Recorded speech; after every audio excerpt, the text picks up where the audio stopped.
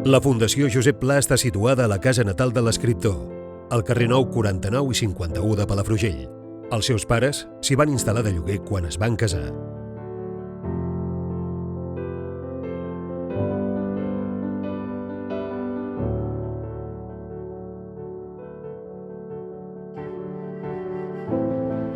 L'exposició permanent que hi podeu visitar, Josep Pla 1897-1981, és un recorregut biogràfic i professional emmarcat en el context històric del segle XX que s'inicia amb una tria de fotografies de l'escriptor que va tenir una vida llarga, intensa i plena de relacions.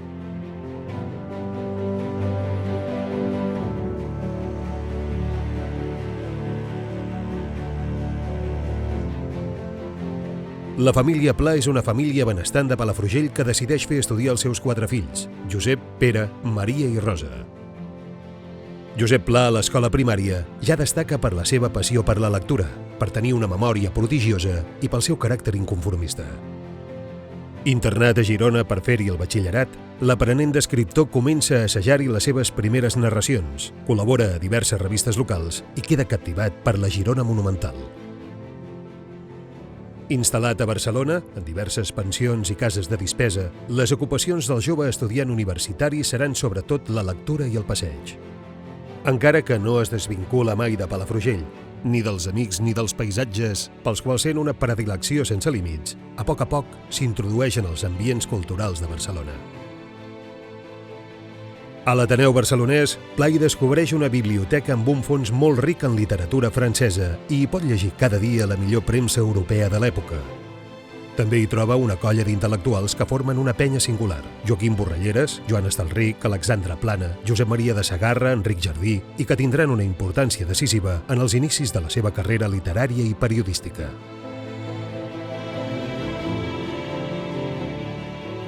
Pla és el primer escriptor modern de llibres de viatges en català. A més, primer per a la publicitat i després per a La Veu de Catalunya i El Sol de Madrid, Pla és un destacat corresponsal de premsa.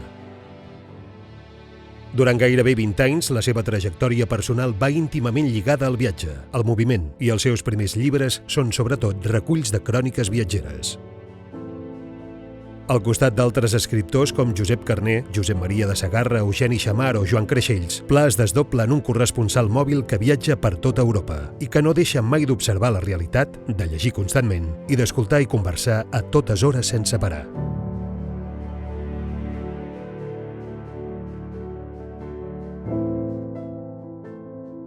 Aclaparat pels esdeveniments polítics passats i per la guerra europea, Pla viu durant uns anys en una mena d'exili interior en diversos indrets de la Costa Brava.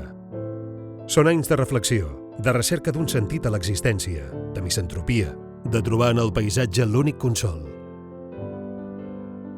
Pla es converteix deliberadament en un home arrelat, voluntàriament aïllat. Vol parlar amb la gent més senzilla dels pobles petits, els pescadors, els pagesos, els artesans. Viatja constantment pel país, a peu, en autobús o en tren. Lentament, la visió del paisatge l'embriaga i li encomana una mena de panteisme sensual, sense sentit religiós, que es converteix en un entusiasme per la realitat.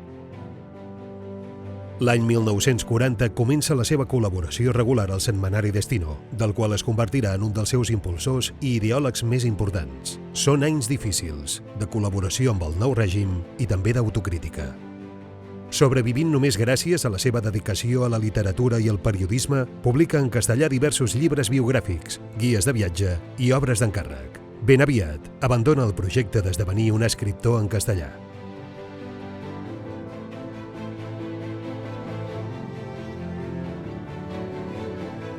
Després d'uns anys de dificultats econòmiques i de reclusió voluntària a l'Empordà, Pla assumeix plenament la seva condició de propietari rural. No tornarà a viure mai més a Barcelona. Però la revista Destino li encarrega diversos reportatges que li permeten tornar a recuperar el viatge com a pretext literari. França, Israel, Cuba, Nova York, Orient Mitjà, Amèrica del Sud, Rússia. Ja no viatja com a corresponsal. Ho fa només com a periodista observador, que no perd la curiositat per la evolució política i social del món contemporani. Després d'algunes edicions de Bibliòfil, comença a editar regularment els seus llibres en llengua catalana a l'editorial Selecta de Josep Maria Creuset, que també li publicaria el primer projecte d'obres completes amb 29 volums. Lentament, comença a donar valor moral i dimensió col·lectiva al seu procés individual de recuperació de la memòria. El paisatge, la cuina, els oficis, els grans catalans del segle, tots els temes es posen al servei d'una literatura memorialística amb l'ambició de recuperar de l'oblit tota una Catalunya que estava en vies de desaparició.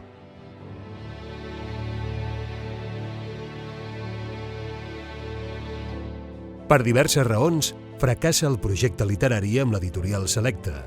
Després d'uns anys sense editor, Pla signa un contracte en exclusiva amb l'editorial Destino, dirigida per Josep Vergés de Palafrugell, per poder editar una nova versió de l'obra completa. El primer volum és un llibre inèdit, El quadern gris, veritable síntesi de tota l'obra planiana. Després vindran altres llibres inèdits, narracions autobiogràfiques, llibres de viatge reelaborats, reculls d'articles, etc. L'èxit de públic i de crítica van acompanyar immediatament la publicació de tots els volums de la nova obra completa, la que l'escriptor va considerar la seva obra definitiva. Les seves posicions polítiques i algunes actituds provocatives van distanciar Pla, durant els últims anys del franquisme, dels sectors més catalanistes i progressistes de la cultura catalana. El reconeixement a la seva obra unànime i definitiu per part de la crítica és el reflex suport incondicional de milers i milers de lectors de totes les generacions, de totes les ideologies i tots els països catalans que des de 1925 han seguit amb un veritable fervor l'evolució de la seva obra literària i periodística. El quadern gris, un taller d'escriptura, és la sala de l'exposició permanent dedicada al primer volum de la seva obra completa, publicat l'any 1966 i que l'autor va presentar com el seu dietari de joventut. L'any 1997, durant l'any Pla, celebració del centenari del seu naixement, es va donar a conèixer el manuscrit primigeni del quadern gris i es va constatar que en realitat es tracta d'una reelaboració d'unes notes de joventut, un dietari de ficció. Per acabar la visita, podreu visionar íntegrament l'entrevista que l'any 1976 el periodista Joaquín Soler Serrano va fer a Josep Pla per al seu programa A Fondo.